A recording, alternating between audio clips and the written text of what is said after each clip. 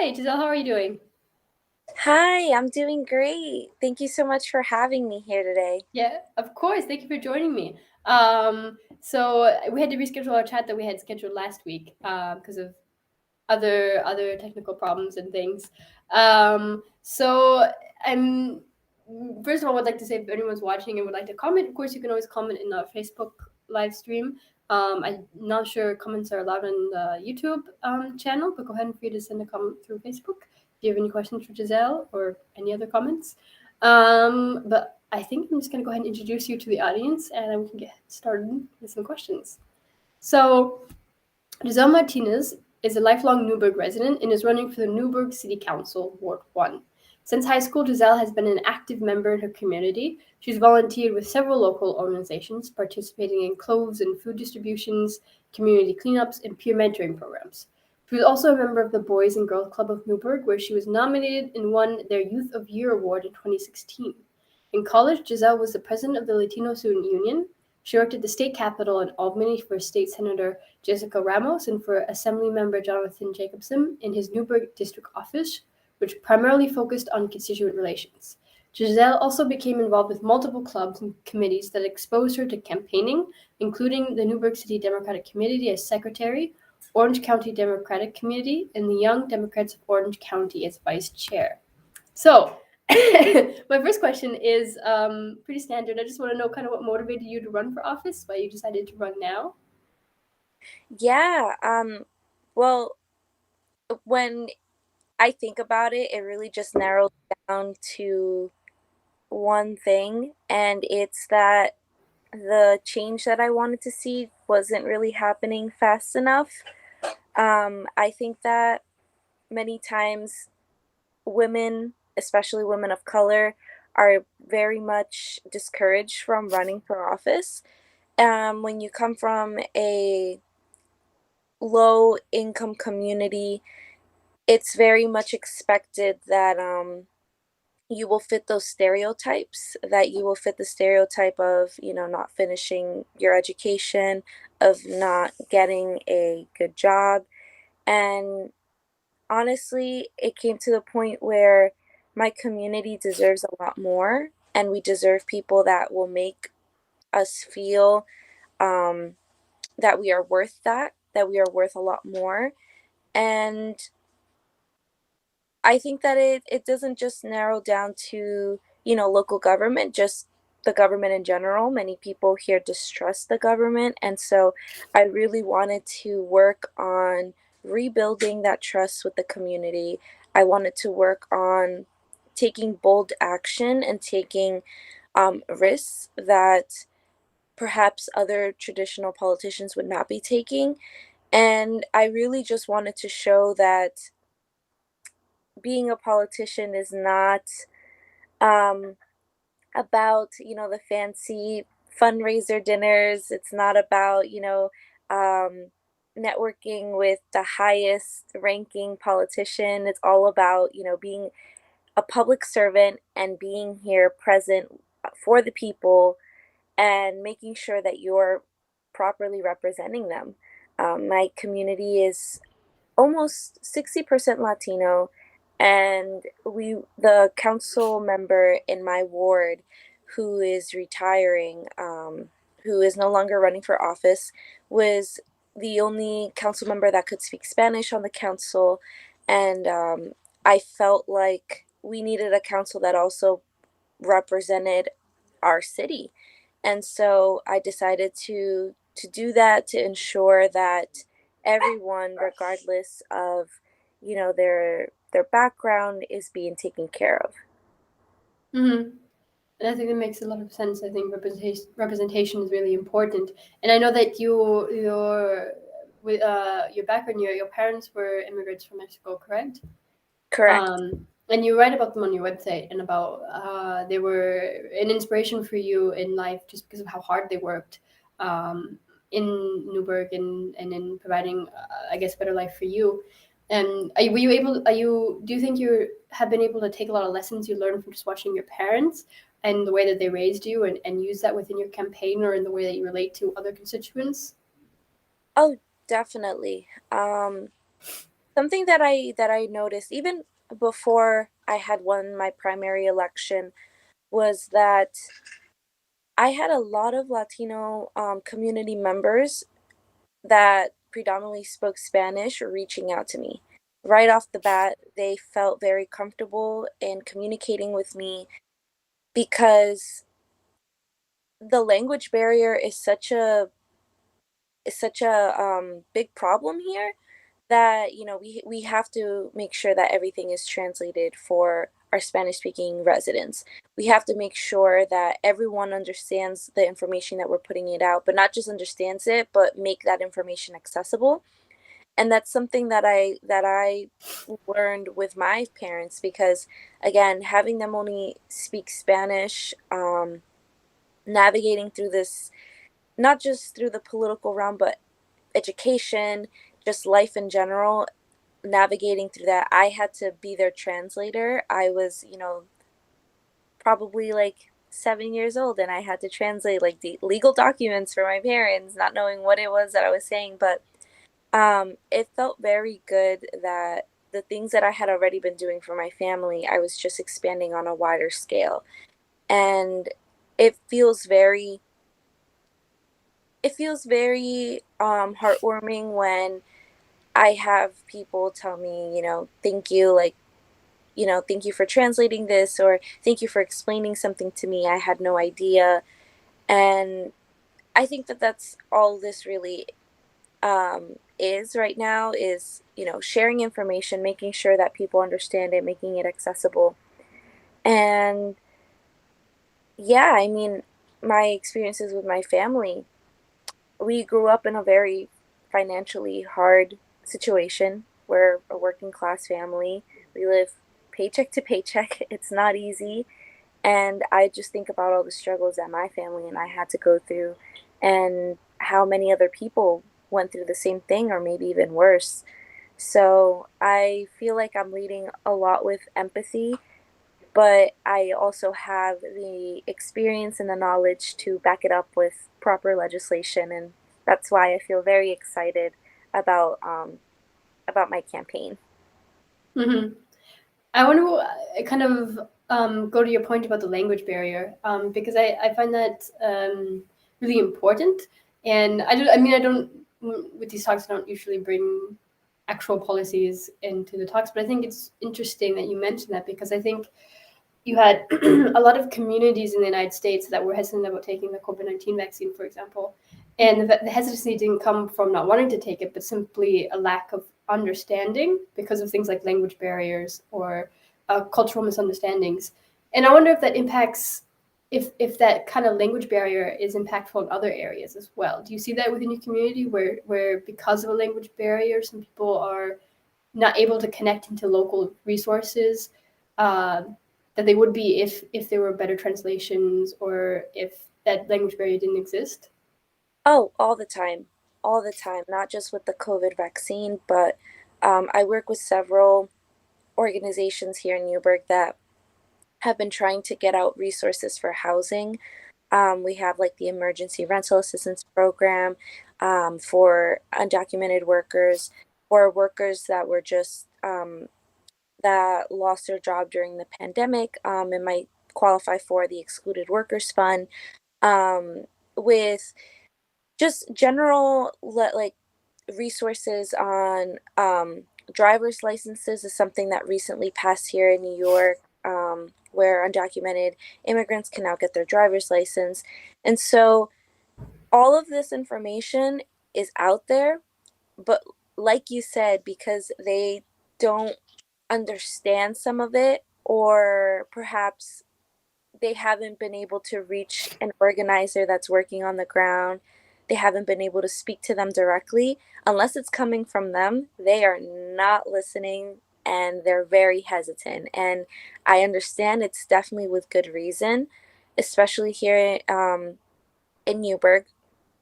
A few decades ago, I remember even my parents telling me, we had immigration raids, and it's a very alarming reality for many immigrants, especially undocumented immigrants that live in the fear, live in the shadows, and do not want to take any kind of risk. So it's definitely a mix of culture, a mix of the language barriers. And it's not until someone that they trust comes and tells them, like, it's okay, like, I will walk you through everything, that they feel comfortable. And that's Mm-hmm. pretty much how the dynamic with my family is in general. So, Mm-hmm. No, I understand that. I've also, I mean, it's not exactly comparable, but I've lived in other countries where I didn't speak the first language, and it really disconnects you from your community. It disconnects you from understanding what's going around you. And bureaucracy is impossible to understand and navigate without outside help. And without outside help, I can't imagine how you would do that. mhm. So, just moving on a little bit, I want to kind of talk about the aspect of your campaign as a young person because you're a young person running for office, and that's kind of what we're focusing on with this forum chat series. And I wonder if you face any particular challenges as a young person running for office, um, and if so, how did you kind of overcome those challenges? Yeah, I think my age was probably, I'm not going to say it was my biggest obstacle. I don't see it as an obstacle at all. If anything, I see my age as an advantage. Because, I feel like I'm very enthusiastic. I'm coming in with so much energy, and I'm just ready to get the ball rolling. But to other people, that was a concern of theirs because they felt like my age was directly connected to my work experience, which is not true. I have been working with various levels of government since I was in college, and I even graduated with a job with our New York State legislature. And I think that not just young people, but like I mentioned earlier, women, especially women of color, we always have to work a lot harder to kind of prove to people that we belong in the spaces that we belong. And I don't know if that's just in like a very American culture here, but it's definitely felt. It's definitely a pressure of mine. And especially being a young woman, um, people will always bombard me with questions like, oh, what are you going to do about this? What are you going to do about that? And I always have to come in with, I have to be quick with my responses. If anything, this just helped me kind of like stand on my toes because I have to expect everything and anything. Um, the one thing that I do like about being so young as well is just my ability to be able to work social media. Like, knowing how and when to post, knowing who to reach out to.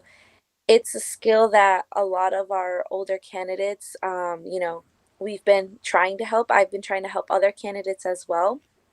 But because I'm also new to this, I feel like I took a lot of time to really sit down and come up with a campaign strategy. I mean, what's been working very well for my campaign are absentee ballots. We noticed that in my community, we have a large proportion of people that are almost like disconnected to local government and they do not vote. So it's really being out there every single day, knocking on doors, making phone calls, and telling people, like, you have the option of voting from home this year. You should vote. It's going to help out our community. And yeah, I think that aside from that, my challenges would just lie within a very split ward. So my city is split up by wards. I'm running in the first ward, which is the complete east end of Newburgh, of the city of Newburgh.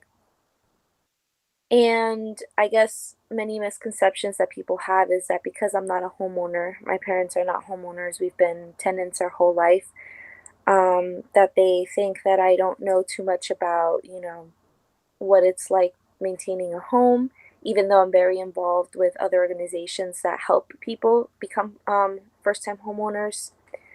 The first thing that people will ask me are about taxes. What are you going to do to lower my taxes? And it's all about money. And sometimes it can get frustrating because, on one side of my ward, I have very well off residents that don't really have much to talk about aside from taxes, and then on the other side, I have folks living in condemned buildings, folks that don't have running water, folks that in the winter lack heat, and it's such an extreme gap that it's almost disheartening when I have to explain to people that yes, I can listen to your needs and I will be there for your needs, but I'm also going to take care of this side as well. And it's a hard conversation. I've experienced it all going door to door, so I'm not surprised anymore, but I feel like it just made me a lot more ready for the reality of what this seat would look like. There's a lot of diversity, and you have to always ask yourself, how do you represent two very different types of constituents Mm-hmm. and their varying needs or wants? Very much so. hmm Do you feel like your campaign has changed a lot from when you first launched it to now, as you've gone through the campaign process and met people from these kind of two different sides? Oh, definitely. It has evolved so much since then. I've really got to meet a lot of the constituents in, throughout my entire ward. And I think that what I've realized is everyone just wants to make sure that they're being understood, that they're being heard, and that's what it really narrows down to. Um, I've had people, when I do my phone banking, and maybe I've missed them a few times because I will have to knock on the door maybe 3 times before I get someone to answer me. And there was this one woman who, was like, "Oh, Giselle, like, you've never come to my house. I will think about voting for you if you show up to my house." And so many people were like, "Oh, you're not gonna come." I came the next day, and she was like, "You really came?" And I was like, I said I would come. I wanted to come sit down and listen to what your concerns were, and that's exactly what I did. I sat down, listened to her almost half an hour, and since then, my team and I are very quick with it. We take down everyone's concerns and we're like, if this is something that we can bring to our local government or we can advocate for it at the county government or whatever it may be, I was like, this is something that we're gonna do. There's always something we can do to help, and um, that's what we're gonna do. hmm hmm Yeah, I would imagine that a lot of people, yeah, they just want to feel heard, and the fact that you're able to go out and do that is probably makes a huge difference in your campaign. Um, I also wanted to ask if your experience working in Albany at the Capitol Hill, if you managed to transition the experience you had there to your campaign in the way you were able to campaign, or just in general, knowing how to raise money, or anything else that you learned there that you were able to transition into your campaign. So when I was in Albany, I was, like I mentioned, working for State Senator Jessica Ramos. And I actually had to come back to Newburgh because I was still in college and I had to finish my senior year here. So I ended up leaving after working with her for about half a year. And what I really learned there was more so how legislation is passed, how to write it. I did like a mock session with some of the other interns where we had to write our own bill. We had to do almost like mimic exactly what it is that senators do. And I had to debate it. And then I watched my bill pass. And that's more of what I learned in Albany, was just more the legislation side of things. It wasn't until I came back to Newburgh when I transferred to the assembly members office that I got more hands on with the constituents in my community. And I feel like I use that more to engage and how to interact with my community. I learned more about the issues that people are facing firsthand because I'm the one that basically helps them resolve an issue, whether it be housing, unemployment, etc. Um, but I think campaigning wise, because our ethics are very clear about where they draw the line, we cannot talk anything campaign related while working with the state legislature. So most of my campaign experience I learned firsthand as I was doing it, or I learned from watching other people. And I definitely had a lot of great mentors, a lot of great just volunteers in general that knew what they were doing. And the best part of it all was that majority of the people on my team, I want to say 90% of the people on my team were in their 20s. Mhm.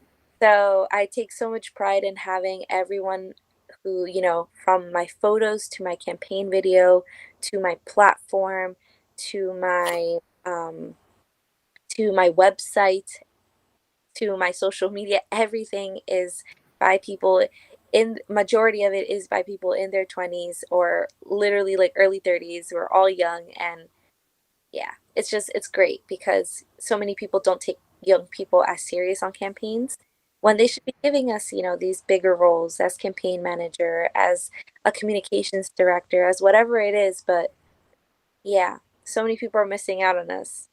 Well, I'm happy to hear that. I'm sure it's a very dynamic and fun setting with having such a young team that are very motivated to work on your campaign. Um, one last kind of question because I'm curious if you managed to see an effect in the fact that it's an off year, and it's not a election with it's not a presidential election year or 2020 so to say where you had major turnout. Has it been hard to campaign in a year an off year? Yeah, it is very hard. Um, Out of the so my ward has very, very low voter turnout. Super low. Almost like very alarming. My goal was to, encourage people, motivate people to come out, increase those numbers a little bit. And with the primary, I had a three-way, yeah, it was a three-way primary. So I had two other opponents. That voter turnout was going to look even worse just because, there were so many people running. And it was hard because some people were like, "Oh, they only know about the presidential elections. They only know to a certain extent. Most people are familiar with the state elections, and that happened um, during 2020. And so many people were like, "Oh, but like I already voted. Like, what other election is there happening?" And Exactly. Yeah. yeah, I have to explain to them that local elections are super important. If anything, I feel they're more important because they directly impact, our community. And it's so important to have that um a correct, I want to say the correct person advocating for you. So I was telling them that, so many people did not know about the issues going on here. For example, something that affected everyone, no matter your socioeconomic background, was the environmental issues, the environmental concerns happening in Newburgh. Our water is contaminated. We have a uh, a frack gas power plant that is in the town of Newburgh. Still affects the city of Newburgh, and it's contaminating our air. So many people did not know anything about that. And the minute that I was like, listen, I am a candidate that is fighting against this, I am a candidate that's aware of X, Y, and Z. And after telling them why they should come out, why it's important, I was like, if you cannot be involved with these other organizations, at least do your part in voting for someone that will fight for these issues and that will let you know about what's going on. And that is kind of how I got some of them to come out and vote. But it is like bringing um it is moving a mountain, and Mhm. I think that that's why it requires a lot of energy, a lot of enthusiasm to let people know this is the change that you wanted, and we are all going to have to play a role in it. We cannot do this on our own. So just really spreading that message out. But I think people really learned a lot about the election uh, uh, with former President Trump, and so many people are like, "Oh, the minute I get to vote, I am going to go out and vote." So, Well, there's at least that. So with your campaign, you're on Facebook, and are you on Twitter or Instagram, or is it the campaign website and Facebook right now? Facebook and Instagram. Okay, Yeah, Facebook and Instagram. yes. Okay, well, so we'll have those linked down below in the video, so anybody who watches the video can check those out. Otherwise, I just want to say thank you for coming on here today on our live stream. I'm happy that we can make this work, and I wish you all the best of luck. Thank you so much, Melissa. I appreciate it.